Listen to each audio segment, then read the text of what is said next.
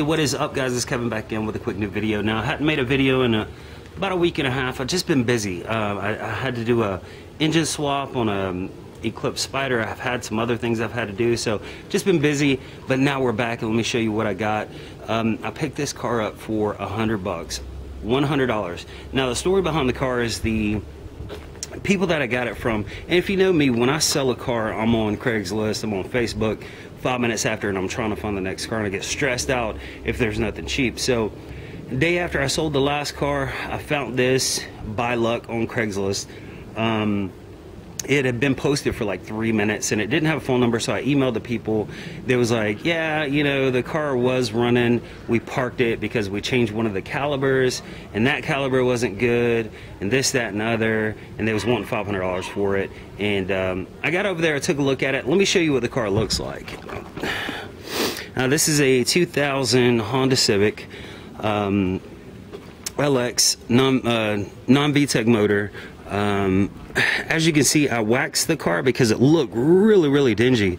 So I had to wax the entire car, and it has some cosmetic damage over here on the back door.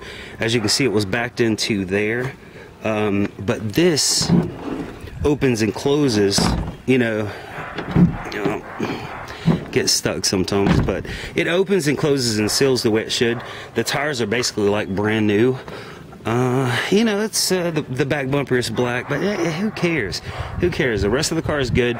You got to pull apart and get a door, a green door. Now, they actually did give me a rear door that he bought for the car, but it's silver. I didn't want to put that on there, so I'm just going to give that door to whoever buys the car. But you can get go to pull apart and get a green door for like 48 bucks. Interior, as you can see, the interior is not in bad condition. It needs to be cleaned out. But like I said, they said no, we haven't drove the car. They hadn't started the car in like 3 years. It was just sitting there. So they wanted fob for it. I was like, look, I'm not going to do fob because I didn't even want to start the car up. Just because if it did start, they would, you know, want to stay firm at fob. So and the caliber was, well, like I said, the caliber, he said, was sticking.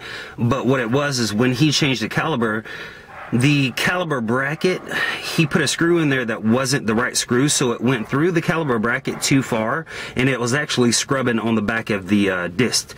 So once I figured that out, all I had to do is put a washer on it to back it out a little bit. Brakes are perfect, caliber's perfect, no mechanical issues. So we were sitting there, and I was like, okay, well, you want $500 for it. I don't even know if it runs. The worst thing you do is let a car sit for, you know, 3 years and not start it. What will you take for it? He said, make me an offer. And usually I'll start with a really low offer and try to move up from there. And I was like, I'll give you $100 for it. He looked at his wife. She was like, okay, that's fair. I was like, damn, okay. I was thinking in my head, maybe there's something they're not telling me about this car. Because he was kind of didn't want to start the car. He was like, yeah, I looked online, and they say the worst thing you do is just start a car after it's been sitting for a while. You need to change the oil, you need to put fresh gas in it, all that stuff. And I was like, $100, whatever. I could use it as parts if I needed to, right? So I got the car home, and of course I went and got a lawnmower battery from Walmart for 25 bucks. Popped it in there, and check this out. Where's the key? Now, it's got 170,000 miles, clean and clear title.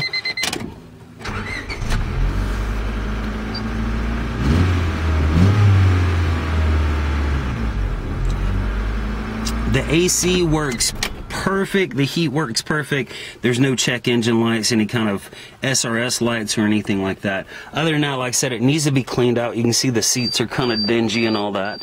But it has an aftermarket radio. You know, 170,000 miles. They have some receipts for stuff that they've done. You know, you really can't beat that for $100, because the way that prices are right now, he could have got 140, 150 for this car just selling it to a junkyard, to one of those we buy junk cars. So got really lucky with it. Still not going to sell it for a whole lot, but this is a really good steal.